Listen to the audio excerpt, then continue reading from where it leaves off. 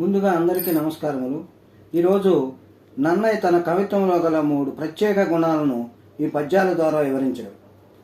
మొదటి పద్యం. సారమతిన్ కవీంద్రులు ప్రసన్న కదా కలితార్థయుక్తిలో నారసిమేలు నానితుర లక్షర రమ్యత నాదరింప నానా రుచిరార్థ సూక్తినిధి నన్నయ్య బొట్టు తెనంగునన్ మహాభారత రచనా సంహిత బంధురుడయ్య జగద్దితంబుగన్.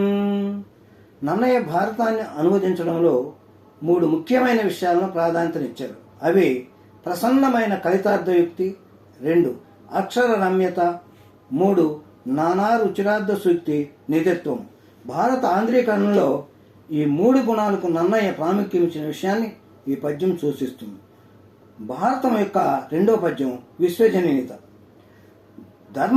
ధర్మతత్వజ్ఞులు ధర్మశాస్త్రంబని ఆధ్యాత్మ విధులు వేదాంతమని నీతి విచక్షణులు నీతి శాస్త్రంబని కవి వృషభులు మహాకావ్యమనియు లాక్షణికులు సర్వలక్షణ సంగ్రహమని ఇతిహాసకులు ఇతిహాసమని పరమ పౌరాణికుల్ బహుపురాణ సముచ్చయంబని మహికొనియాడుచుండ వివిధ వేద తత్వవేది వేదవ్యాసుడాదిముని పరాశరాత్మజుండు విష్ణు సన్నిభుండు విశ్వజనీనమై పరుగుచుండ చేసే భారతంబు.